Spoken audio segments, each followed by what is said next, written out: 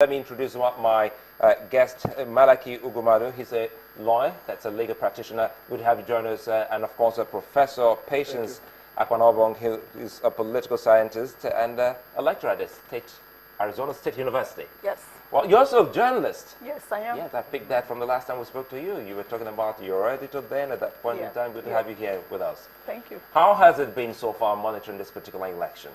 Well, to get back to the joke about monitoring, I've been observing, not monitoring. And it's been interesting as it's almost like a referendum for me. I'm really impressed with the excitement that I see among Nigerians.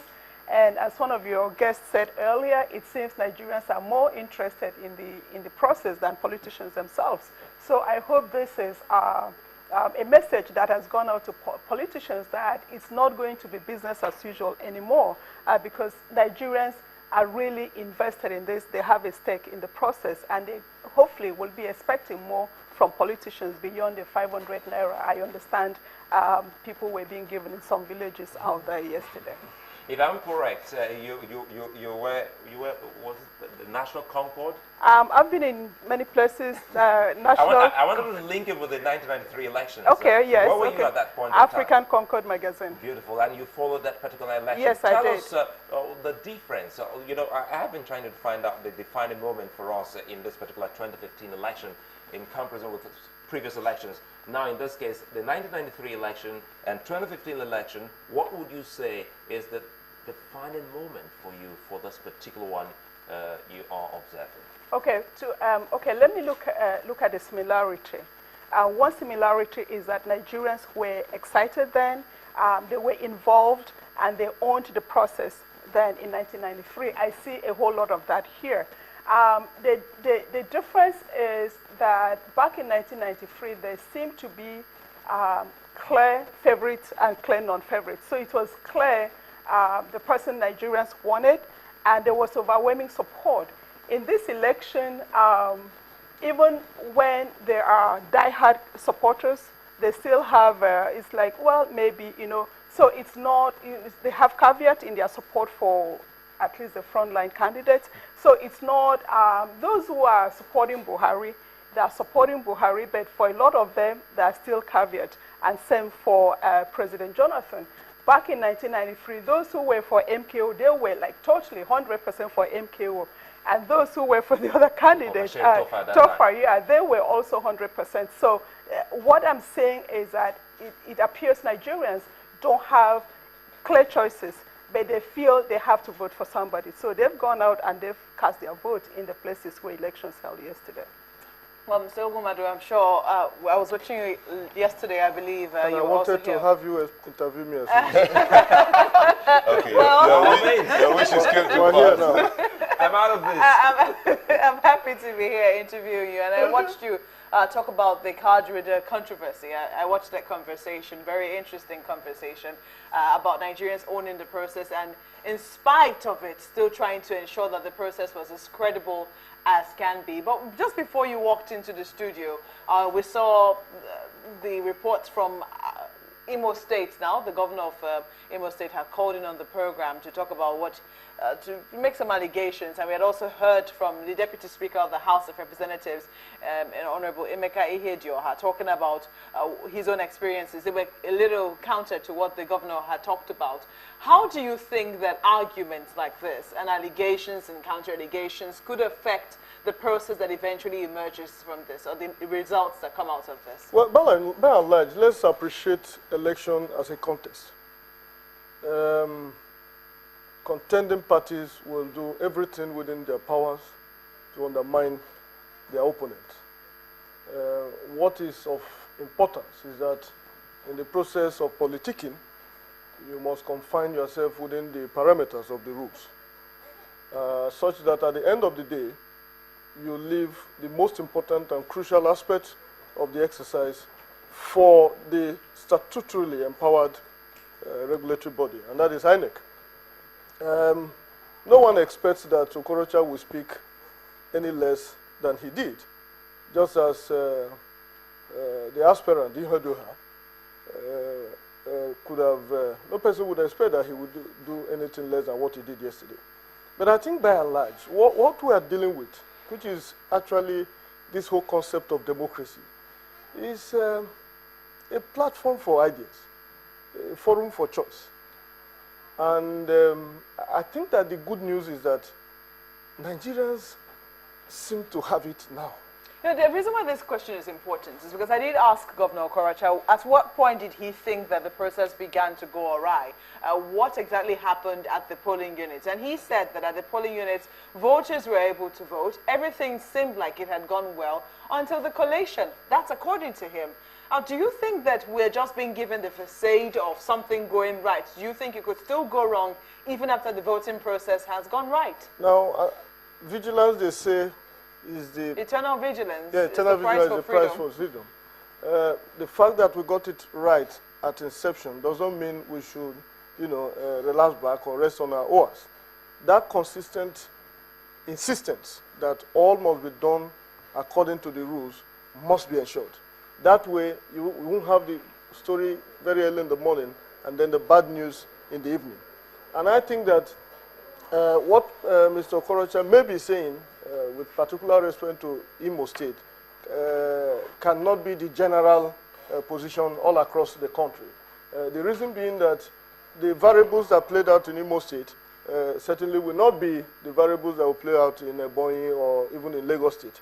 But I think that the consensus is there, that as at yesterday, what we witnessed was the resolve and the determination of the Nigerian people to be part of that process. And it was gratifying, even in the polling booth where I participated in. There were basically two lines, created for the male and for the female. I saw yet a third line, and no person objected to it. You know the people there? Old men and the weak people. The electorate decided that people above 65 should just line up there. There were quite few, but that was given. You had people who brought support materials like mats, umbrella, and so on and so forth. That, for me, re-emphasizes the point that the Nigerian people are determined, in spite of all challenges, to make this work this time around. The debate between Okorocha and Ihodeha is quite expected. But I think that the one that most interests us is where INEC, stands in the whole scenario, such that if at the end of the day we're able to aggregate the performance and find that indeed what comes out of it is a direct reflection of the will of the Nigerian people, we're good to go. Otherwise, there are other layers of the contest, and that's where some of us will come up in terms of litigations. Well, Professor Akpanabong, he's spoken about eternal vigilance being the price for freedom. What more do you expect the voter to do at this point? How else can we show that we're being vigilant? That's the difficult part of this process. The elections held yesterday and generally peaceful. I mean, there are pockets of violence here and there throughout the country. The problem now is the collation, like somebody said, the devil is in the collation, as it were, because if it had been a situation where after voting yesterday, where elections held and the results were announced, and at least voters walked away knowing that this was the outcome of from this polling unit, then they can make sure that they hold the electoral officers accountable to those results. But in situations where voters were not there and they have no idea of what the outcome was, so now it's for us to wait and hopefully and hope that we don't have problems where the numbers change. While we were waiting out there, there was a photo that one of your staff showed where there was no voting at all. I mean, the electoral officers were there, but people didn't show up in one of the places here in Lagos. And so I just said something like, I mean, it would be surprising if election results are turned in for that polling unit. Beyond, sorry, Nyota, I'll come back to our in-house consultants, Professor Akpanabong and Maliki Ogumadu.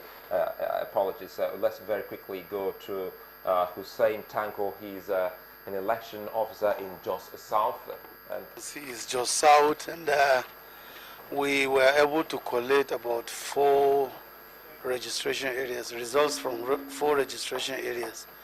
We collate that of Gelbi, Kuru, B, Shen, and Turu. Okay, how many are we still expecting? We are expecting 8 more because we have 12 registration areas. And I want to remind you that we're going to have, this is the collation center for the federal constituency seat. That is just south, just east federal constituency. Yes, so we are going to return the winner here. We have the returning officer seated there. Okay. Yes. Now, are there any in this just south or area where there are elections that couldn't be concluded yesterday that have been held today? Well, no, we were able to collect all the results, so we do not have any election that is going on today. Yes. So we are still expecting more words coming in for the collation? Yeah. In fact, there are some that even come to the collation center. Unfortunately, they were not able to reconcile their figures. So in the next couple of hours, I think we will be through. And generally speaking, are there any hitches under this thing, and what are the well, things that are going to is unavoidable but surmountable. We tried. We tied all the losing ends, and it was generally peaceful. Well, many thanks. That's Yemi Kosoko speaking with Hussein Tanko, an election officer in Jos South. Nyota, you I was going to talk about the question mark we asked about what more should the electorate do as per watching over your votes. But Malaki, maybe you should step in here as regards.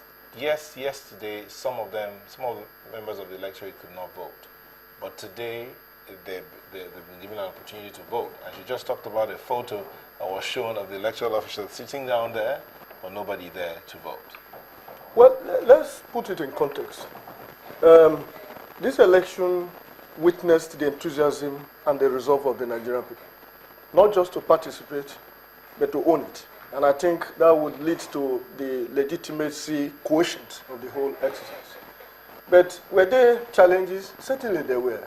I have talked about how election continued till around 9 p.m. In short, as at the time we're here, up until around 9 p.m. yesterday, we'll still have information. Some continue till midnight. Mm-hmm. Now, part of the civic responsibility of the people is to remain peaceful, be prepared to abide by further regulations or directives of the umpire. And that came even yesterday to say that in those specific areas where elections could not hold, and indeed I did provide about 4 of those polling units yesterday, polling booth 055 to 088. In short, as at the time I got here, I still got calls that election had not started there, even if there were policemen and security men around. Electoral officers were not there today. That's been one very commendable thing, though, because it would seem that at every point in time, security officials are there, but they're waiting for the INEC officials. So, and you would imagine that that will not be their own problem. INEC is supposed to do what they have to do to ensure that people are not disenfranchised. But I think that by far more than that, it's also the added responsibility on the part of the electorate to ensure that their vote counts. Now, this time around, we will take a cue from what Mr. President dramatized on the day of the election. I'm talking of his comportment and message to the Nigerian people. I'm not found to be a fan of Mr. President, but I picked out that statement as very remarkable, particularly in the circumstance that it was made. Now, a man as high up there as the president, who had waited for over 35 minutes, waiting to be accredited without much success, came out at the end of the exercise to say, look, gentlemen, if we have gone this far, it will not be the little further sacrifice we need to make now that will derail the process. And then admonish the entire Nigerian people to be patient and then to have faith in INEC to deliver on this assignment. We are saying that the electorate should also take a cue from that and say that if we have been told to come back today, particularly in the areas where the election did not hold, I remember Kosofe, I remember Alemasho, I remember Ekpaja and Oshodi Solo, people should take advantage of the peaceful day and come out again. I understand they are very close to this place. Election is already going on. But yesterday, we saw people with their mat, with their torchlight. In short, they had a barbecue around here yesterday. Yeah. I couldn't visit there because I was conscripted to this assignment. Now, I think that by far more seriously is to think of a Nigeria that will now turn a new leaf, one in which the entire international community will have faith in what we have succeeded in doing. And I think we have not started badly. This election presents to Nigeria yet another opportunity to be able to dramatize what we indeed have capacity to do. For instance, the security of this country. They have performed credibly well so far.